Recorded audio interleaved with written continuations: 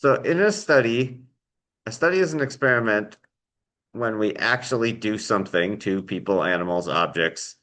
So you impose a treatment for experiment with controlled variables, correct?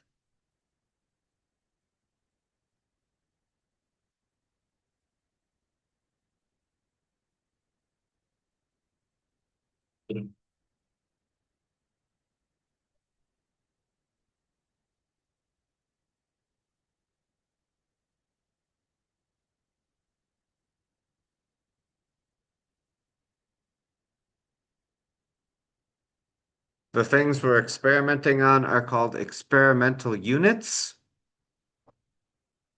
or if they're humans, we call them subjects. Occasionally, we'll call animals subjects too, I suppose. Okay. You guys know that when you do an experiment, you can't ever record anybody's name. They're subject A, subject B, subject C.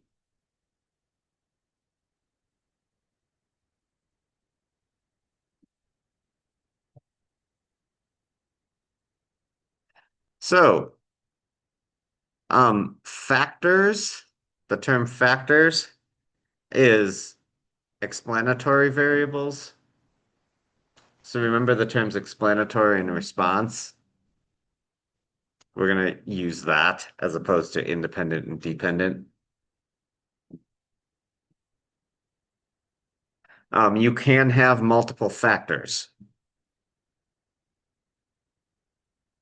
You can have different levels. Sometimes same treatment, but different, like prescribed amounts or something like that. So here's the question. Does regularly taking aspirin help protect people from heart attacks? Have you ever heard of that? And asked, I've heard give aspirin to somebody having heart trouble. I covered that from my mom. Um, does it actually work? Hmm. So, according to this study, this was done with 21,996 male physicians. That who knows what the actual numbers were, but that's how many completed it. Okay. So you get kind of weird numbers in a lot of these studies because this was done over several years, and some of them I'm sure died. Okay.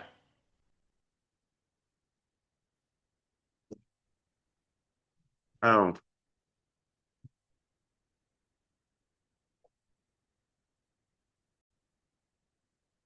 okay. So back to the physician's health study. So they also wanted to see if taking beta carotene would help.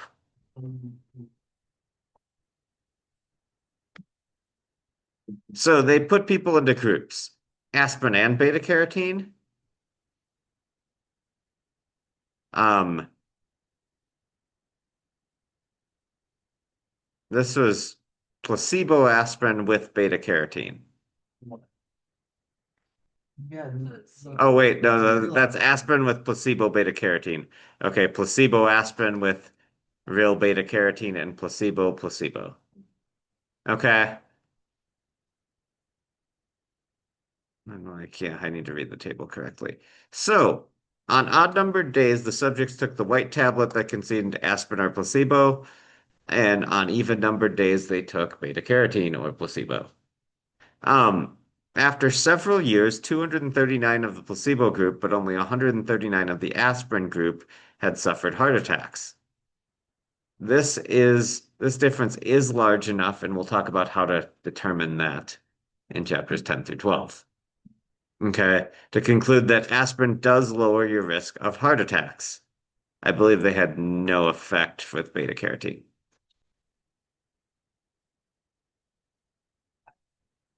Uh-huh. So, and Well, chapters 10 through 13. When is your bio IA due? it's weird. I think it's supposed to be February. I think that's possible. Or is that next week? Never mind. No, wait, so is It's this 2 weeks. like experiment, is this ethical? Like, it went Yes. down? because they were volunteers. Um, They didn't cause. it was not something that would cause heart attacks. See It was the chance. to see if it reduced the chance.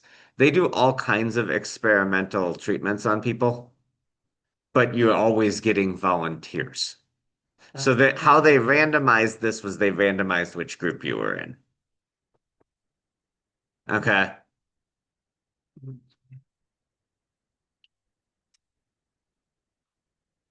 Um, does studying foreign language in a high school increase ability in English?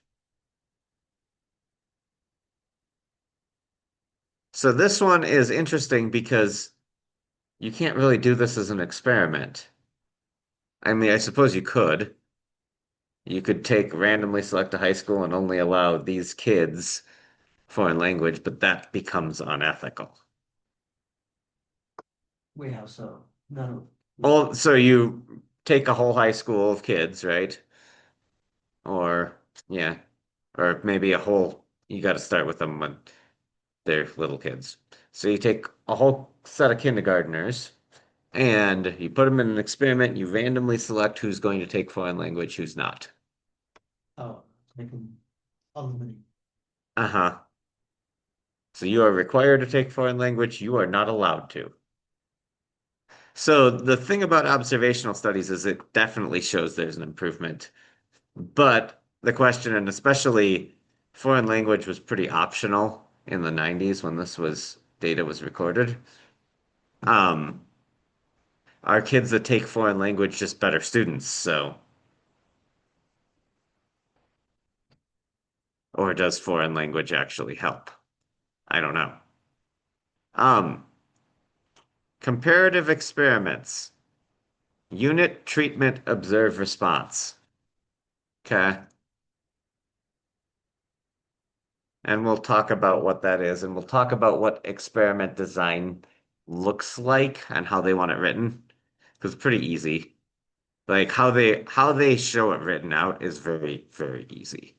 There's very few details. What you'll probably object to that doesn't tell me anything. Yeah, it's not about how you collect your data. None of that is in this type of experiment design. Okay. So, treating ulcers. Gastric freezing is a clever treatment for treating ulcers in the upper intestine. The patient swallows a deflated balloon with tubes attached to it, and refrigerated liquid is pumped through the balloon for an hour. And it was observed that, hey, this helps. So they did this treatment for quite a while. This was a poorly designed experiment because they didn't use a control group. When they did it again with the control group, they got 34% improved with gastric freezing, and 38% of the 78 did not improve with the placebo. The placebo, they just used room temperature water. Um, so yes, this one happened to be the placebo was higher. That's just within the scale of randomness. Okay. 38 is higher than 34, but it's not significantly higher for this many. Yeah, for this many patients, it does not show me much of anything. But that's the placebo effect. You guys have heard of that, right? You need a control group. So there's three principles of experimental design, one of which is control, or having a control group.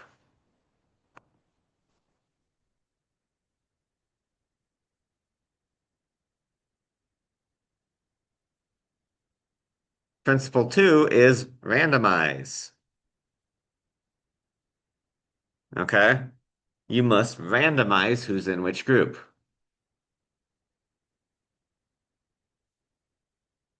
You can use table of random digits. You can use randomizing on the calculator. Did everybody get how to do that yesterday? Like, pretty simple. Takes a little bit of practice. You guys actually have to do it. This is what an experiment design looks like from a statistics perspective. Okay. So we're feeding instant breakfast. We're trying to see what the if a new breakfast or a new food will improve rats. Okay, will help them gain more weight as they're growing. So we randomize our 30 rats into 15 and 15. That makes sense? Then we give them the treatment, the new diet versus the standard diet. The control group isn't don't feed them, it's give them your standard diet. Okay? That that's something that sometimes gets lost here. Control is whatever was the default. Um, if you're doing a cancer treatment, your control group isn't don't give them treatment, it's give them the standard treatment.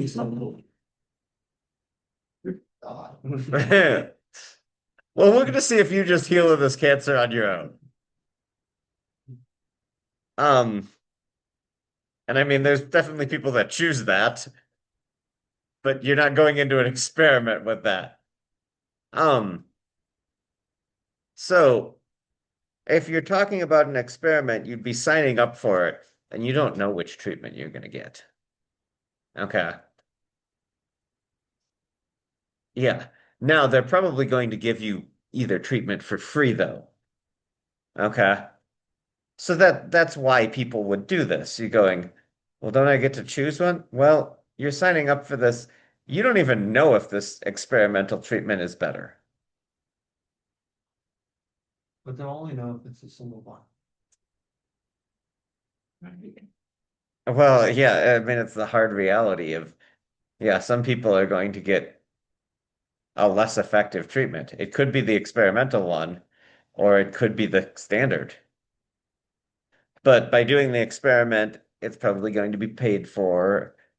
And so there's that. So we're not allowed to make any statistical inference if you do not randomize. Okay? Statistical inference is where we're getting to with 10, 10, 11, 12, 13.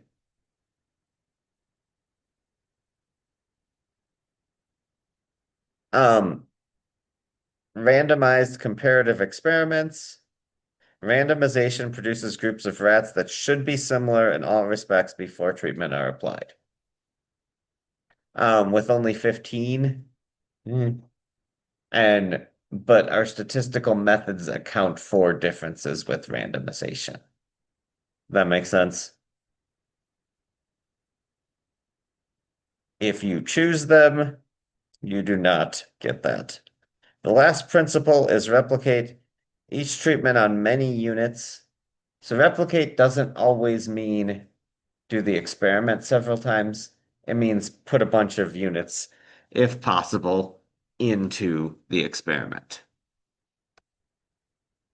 So 15 rats in each group. Statistically significant means there is enough of a chance that the effect is rarely observed by chance alone. It doesn't mean never, okay? Even if there's only a 1% chance of something happening, you do it 100 times, you would expect it to happen once, right? Okay. That's a really important thing to note that, yeah, it's only a 1 in 100 chance, but if I do this 100 times, it should happen. You know, if I do it 200 times, it should happen once. If I do it 100 times, well, it might happen once. It might happen twice. If it happened 5 times, it's not likely to happen 5 times, but it could. So, statistically significant, you're going to need to know that word.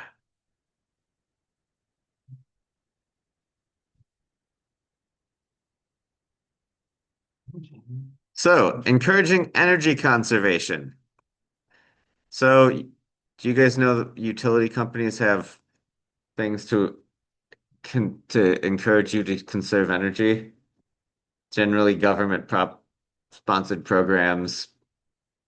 So many utility is one.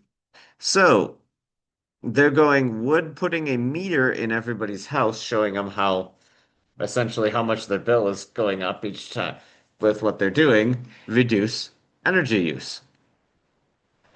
Would a simple paper chart that's a lot cheaper and easier to do, especially nowadays, or does it? So those are neither of those are a control group. So this case we have three groups. Experimental group one, meter, experimental group two, chart, experimental group three, treatment. So we start with random assignments. We got 60 volunteer families, 20 in each group. Here's the treatments. Compare electricity use. Okay. When this actually comes out, there probably will not be 60 people. Okay, because someone will have moved or something. Okay. And disqualified themselves from the experiment for whatever reason, unless it's really short. Um, so as long as they are completely randomized, that should take care of bias. And this family was real. I'm assuming they got families interested in conserving energy and having a lower energy bill. That's not that hard to find. Um, does that kind of make sense? Do you guys know what double blind is? Or the researchers and research. No, the treatment being administered, so the results that the researchers observe can't necessarily be biased because they don't know whether They don't know who's in which group. Right. So those rec it could be said, I don't like the term the researchers. I would say those recording the data. Does that make sense? Because the researchers, the people actually running the test are also researchers. So it's the person, so you don't know if you have placebo or treatment, and neither does your doctor that's recording the results. Single blind is just you don't know. And whenever possible, double blind is best. There are certain things where it's not possible. Okay? You just can't not know what treatment you're getting. Are you going in for radiation or are you taking a pill for this cancer treatment? Um, you going through dialysis or did you get a transplant? You can't not know that. Okay. Unfortunately, there's a lack of realism with experiments. So they do not always yield great results. So, a study compares to television advertising by showing TV programs to students' subjects. The students know it's just an experiment. We can't be sure that the results apply to everyday television viewers. Okay? You know you're an experiment, it might change your results.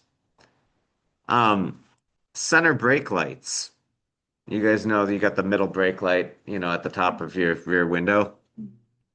Those were put in the 80s. Um, They became law in 1986. Before them, a randomized comparative experiment with fleets of rental and business cars found that reduced being rear-ended by as much as 50%. So they made a law. It turns out after people got used to them being there, it only reduces collisions by 5%, which is still 5% less people getting rear-ended. It's probably worth putting that light in there. But it's not 50%. Why? Because we got used to those lights being there. We're good at tuning things out.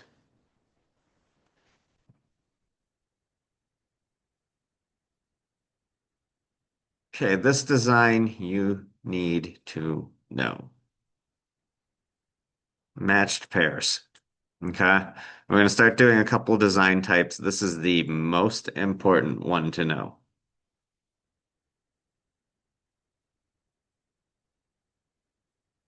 And this is when you match essentially a control with a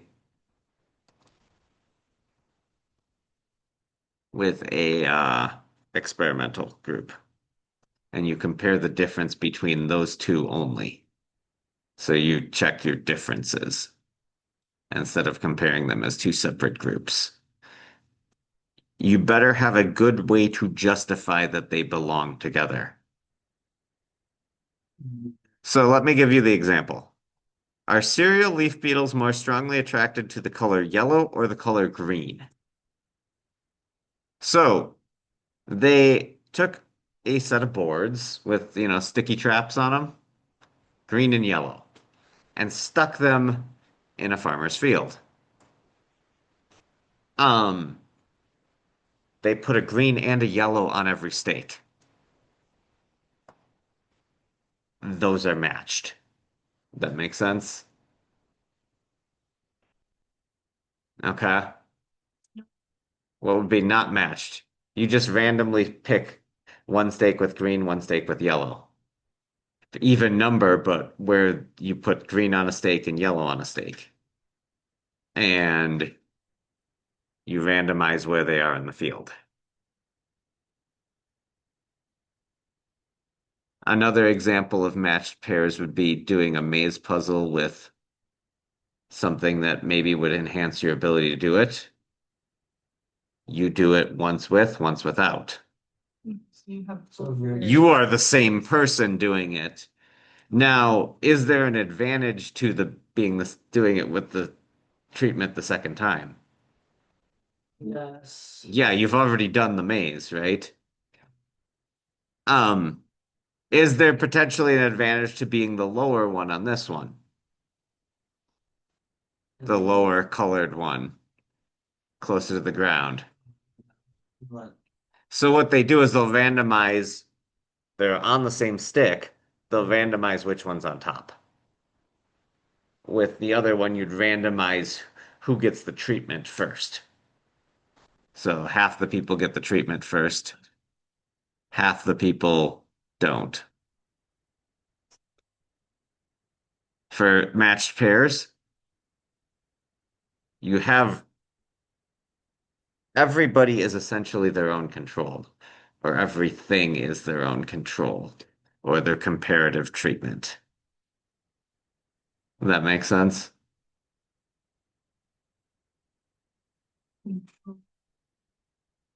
Or comparative treatment. This one, I'm not sure which one would be a control, green or yellow.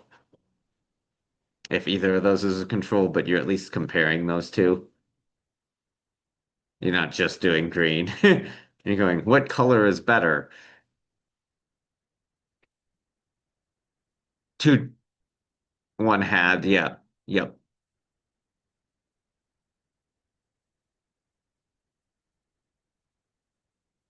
So matched pairs is often more efficient, and if you can do it well, leads to better results. The maze thing, I'm a little questioning because but you end up with how they do it is, you randomize it. You see if there's less difference, if they didn't improve as much the second time, essentially, is what it adds up to. Who did you not improve as much when we took away the music in your ears or the nice smelling room?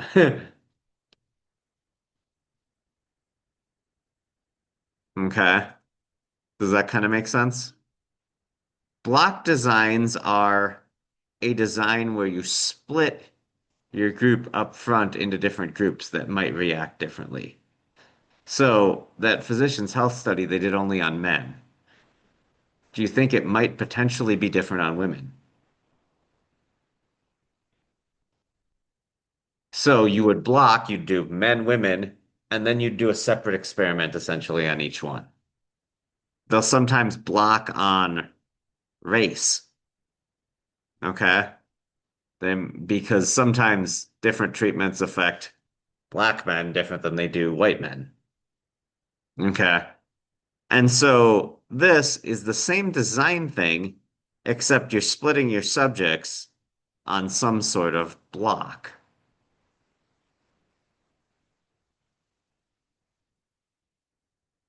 So this one they're checking if the progress of a type of cancer differs in men and women. They didn't specify here what the therapies are. They just said they're blocking on gender, they're separating, and then they're randomizing into two treatment groups or three treatment groups, one of which probably group three is your control. Usually you'll do group three as a control.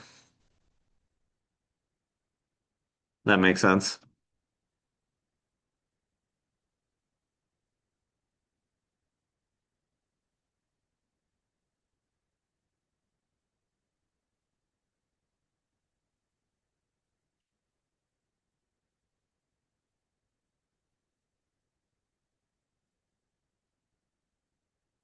So, soil type and fertility of farmland differ by location, correct?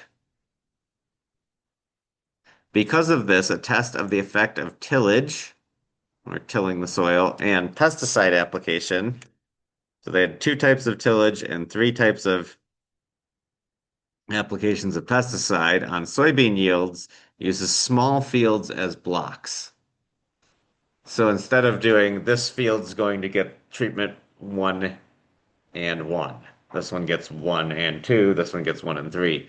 They took each field and blocked that, and then divided it up into each field into 6 sectors, assuming that within the field, the soil and conditions would be equal. So, take a square mile out there field, and that gets divided into 6 instead of picking 6 different fields or from very different locations, getting farmers from all over the Snake River Plain to compare. So a block just means you're splitting, and the part that's blocking is this part right here. He's, yeah, you basically going, these might be different, so we're going to run basically the same experiment on multiple different groups. And that's called blocking. Okay. Which makes quite a bit of sense when you're like, oh yeah, that would make sense in certain situations.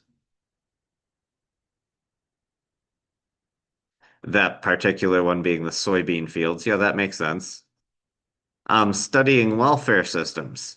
A social policy experiment will assess the effect of family income on several proposed new welfare systems and compare them with the present welfare system.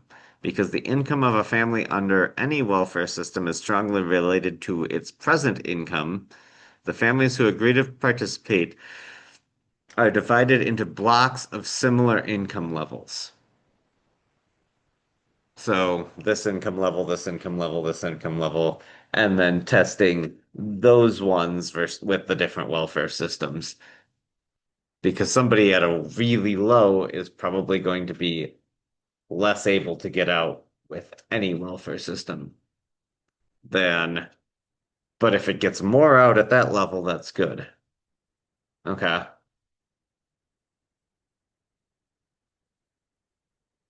I believe that is the end of this section. Any questions on experiment design? Okay.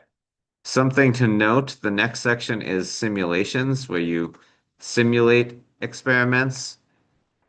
They don't actually mean you can use them in place of experiments, but they give you an idea of what amount of randomization would happen within experiments. So, or what amount of randomness there would be in the results. So Dylan, your one experiment, you did pretty bad in your base case for rock, paper, scissors. That's just within randomization though. And that was what we tested and we found. And so that simulations are good for that. We're not going to do them. It's not part of the IB course. But mhm. Yeah, I'll help you. It's like if you need help with analyzing it and we haven't got there, I will teach it to you in tutoring. Okay.